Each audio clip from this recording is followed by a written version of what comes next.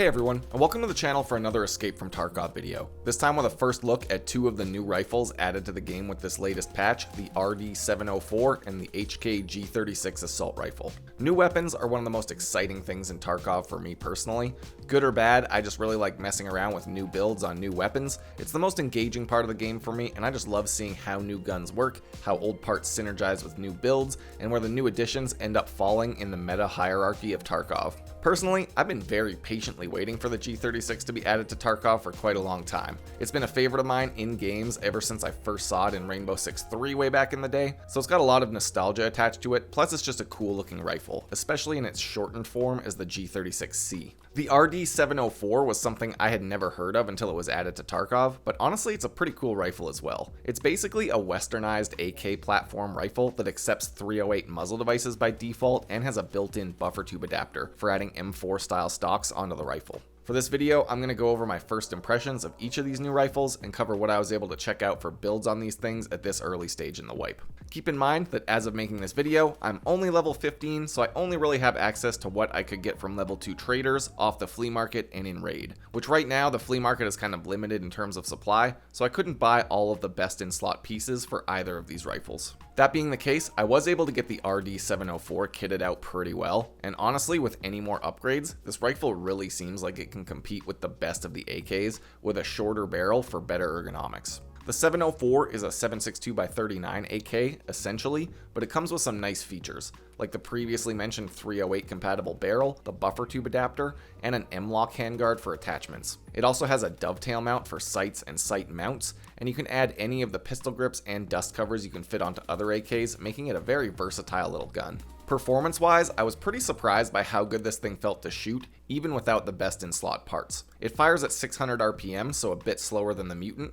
but the recoil stat is comparable and the ergonomics are pretty good as well. I think with the full meta KAC suppressor setup and a good stock, this rifle is definitely going to be a good choice for anyone who wants to check it out. Mechanic level 3 sells the rifle, but I found mine in a weapon crate, so it does spawn out in the raid. For the build I was able to set up, I took to the flea market and spent way too much money buying a Thunderbeast muzzle brake and the Thunderbeast suppressor, which, while not the best suppressor available, is one of the best for 308, so it gives a decent indication of what the stats are going to be at a full build. The handguard on the 704 takes M-lock rails, so I got a couple of those, and then added a Zenit RK1 foregrip, one of the better options for recoil, as well as an X400 flashlight for the tactical device. For my sight mount, I went with a PDC dust cover that I found in raid, but this will also take the cheaper Bastion dust cover, and I think most of the other dust covers except maybe the Zenit B33. I just went with an EOTech hollow sight for this build, but as far as I know, you can mount anything you want as long as you have a rail dust cover. For the stock, I managed to get an advanced buffer tube out of a weapon box, which I added onto the buffer tube adapter, so again we're getting kinda close to best in slot with the parts.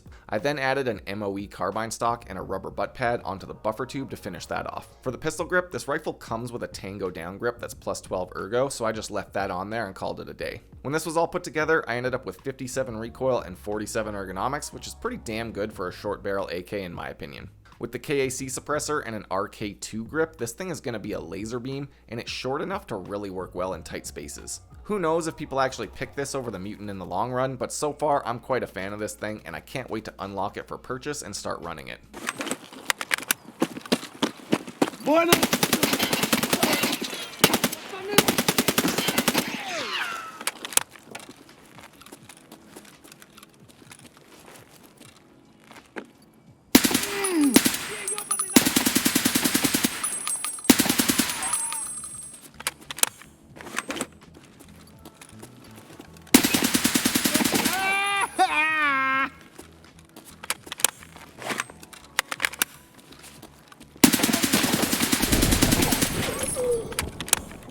Now on that high note, it's time to drop an unfortunate bombshell. As of making this video, the G36 kinda sucks, and you can barely mod it until you hit level 3 traders, making it more or less dead weight, which is so disappointing to me.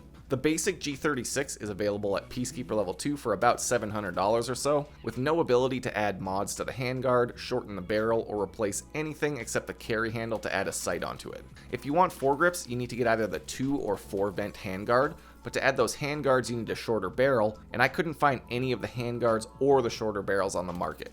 So basically what you see is what you get unless you get level 3 traders or get lucky and find stuff in the raid. What you can do though is add a muzzle device and swap the carry handle to add a sight and a tactical device. For the muzzle, I kept it pretty simple and got myself a KAC QD compensator from Peacekeeper and then attached the basic NT4 suppressor onto the G36. Then I replaced the carry handle with the sight mount, added a red dot sight, and then noticed I could actually put an XC1 flashlight up on the top of the carry handle as well, which is better than nothing after all. With this setup, I hit 77 recoil and a whopping 18.5 ergonomics for about 150,000 rubles or so. This basic G36 with the long barrel is kind of a clunky beast, and the stats really aren't very good either, which makes me a sad boy. Taking it out into some offline raids, I found that the close range point fire on this thing was actually pretty decent, but actually aiming and trying to control a full auto spray was pretty messy. It has a pretty good fire rate of 750, but the weird state of 5.56 ammo just sort of leaves it lacking in overall stopping power anyways.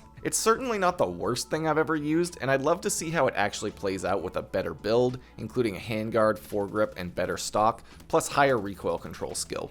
Unfortunately though, unless the short barrel somehow has better recoil than the long one, I just don't see the G36 being very popular without some better recoil stats. It's not cheap, it shoots a weak round in the current meta, and it's hard to mod without being higher level, so it just sort of gets outclassed by the SCAR L and the MDR, which are much easier to set up, have better stats, and are easier to control. I'm not giving up hope for this thing, but I think it needs some work, or 5.56 needs a buff, before the G36 will be competitive in any way.